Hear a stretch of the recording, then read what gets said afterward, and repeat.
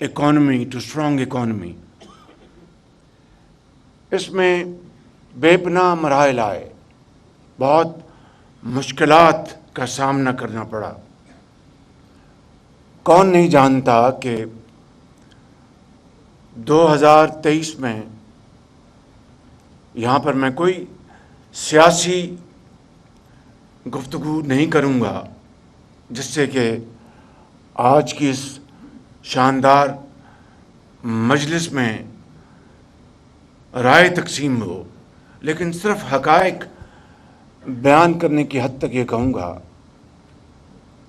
کہ جب 2023 میں IMF کے پروگرام کے لیے ہم سرتوڑ کوشش کر رہے تھے، اور یہ کون نہیں جانتا کہ پاکستان ڈیفالٹ کے دہانے پر تھا، اور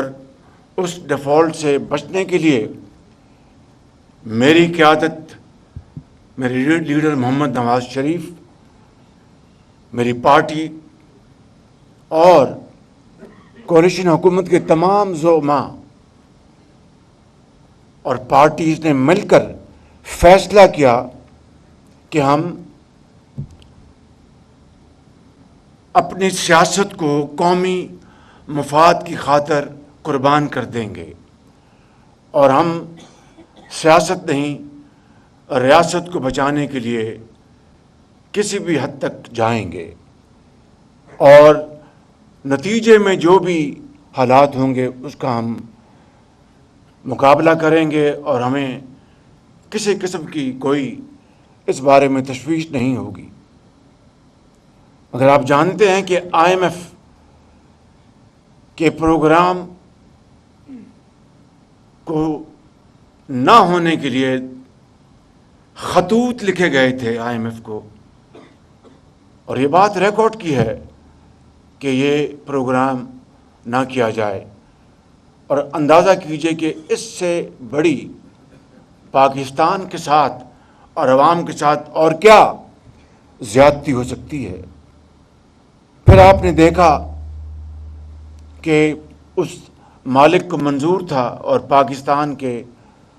کروڑوں عوام کی دعاؤں سے جون کے تیسرے چوتھے ہفتے میں IMF کا پروگرام میں ایک اصولی منظوری ہوئی۔ IMF کی MD وہاں پر موجود تھیں، and the rest is history. پچھلے 9 ماہ میں یہ نہ میرا کمال ہے نہ کسی اور کا، یہ اللہ تعالیٰ کا بے پایاں فضل و کرم ہے، پاکستان کے عوام کی دعائیں اور عام آدمی کی بے پناہ قربانیاں، جنہوں نے صبر اور تحمل سے 38% مہنگائی کا بوجھ برداشت کیا، کاروباری حضرات نے 22% جو ہمارا پرائمری ریٹ تھا اس کو دیکھ کر وہ خوف زدہ تھے، ہمارے جو فارن ایکسچینج کے ریزروز تھے وہ انتہائی محدود تھے، اور دوسرے حوالوں سے بات کی جا سکتی ہے۔ مختصراً یہ کہ ہمیں ایک اور IMF کا پروگرام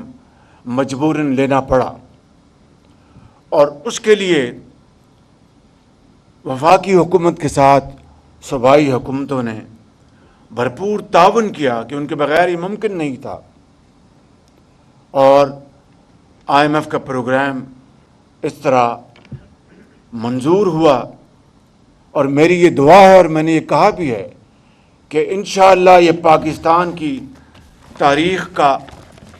آخری IMF پروگرام ہوگا، اور اس کی مثالیں موجود ہیں، ہمسایہ ممالک میں موجود ہیں جنہوں نے 90 کی دہائی کے بعد دوبارہ IMF کی طرف مڑ کے نہیں دیکھا۔ پاکستان کو اللہ تعالیٰ نے بے پناہ وسائل دیے ہیں، یہ قابل ترین لوگ اس ہال میں جو موجود ہیں، کروڑوں لوگ پورے ملک میں بستے ہیں جو بڑے ذہین، فتین، بڑے قابل، عظیم پاکستانی، شبانہ روز محنت کرنے والے، جن میں سیاستدان ہیں، جن میں بینکرز ہیں، جن میں ہمارے سرمایہ کار ہیں، ہمارے اکیڈیمیا کے ایکسپرٹس ہیں، ہمارے پروفیشنلز ہیں، اور درجہ بدرجہ پورے ملک میں کسی چیز کی کوئی کمی نہیں. قدرتی وسائل سے پاکستان مالا مالا ہے، کوئی کمی نہیں. مگر سوچنے کی بات یہ ہے کہ ہمیں آئی ایم ایف کا پروگرام ایک بار پھر کیوں لینا پڑا. میں صرف چند موٹے موٹے جو انڈیکیٹرز آپ کے سامنے پیش کرنا چاہوں گا. یہ بات آپ نے بھی اخبارات میں پڑھی کہ پچھلے ایک دہائی میں ہمارے جو اسٹیٹ اونڈ انٹرپرائزز ہیں، ایک دہائی میں انہوں نے 6 کھرب روپے کے نقصانات کیے. 6 کھرب روپے، آپ اندازہ فرمائیں. آپ دیکھیں کہ پاکستان آئی ایم ایف کا پروگرام کیا ہے کہ ہمیں ان سے $7 بلین قرض میں مل رہے ہیں، قرض میں، تاکہ اسٹیبلٹی آئے، استحکام آئے، اور ہم باقی جو مداد میں ہم اپنا حق ادا کریں اور پاکستان گروتھ کی طرف جائے. تو میں سمجھتا ہوں کہ یہ بات ہمارے ذہن میں رہنی چاہیے کہ اگر 6 کھرب روپے کے نقصانات برداشت کیے اس غریب قوم نے خون پسینے کی کمائی سے، جو کہ بالکل دریا برد ہو گئے، تو پھر آپ اس کے اوپر کیا کہیں گے؟ اگر بجلی 4 کھرب روپے کی بنے اور اس کو آپ 2 کھرب میں بیچیں، تو یہ 2 کھرب کا جو ڈیفیسٹ ہے وہ آپ کس کے کھاتے میں ڈالیں گے؟ اگر 77 سال میں جو کھربوں روپے کی جو کرپشن ہوئی اور ہماری محصولات کا ایک فریکشن بھی ہمیں نہ مل سکا، اور وجوہات سے ہم اچھی طرح واقف ہیں، تو قرضے نہیں لیں گے تو پھر کیا ہوگا؟ یہ وہ وجوہات ہیں انتہائی قابل احترام خواتین و حضرات، جس کی وجہ سے پاکستان آج قرضوں کے بوجھ تلے دبا ہوا ہے. اگر ہم اپنے راستے کو، جو کہ متعین کیا گیا تھا حضرت قائد اعظم کی فرمودات اور علامہ اقبال کے خوابوں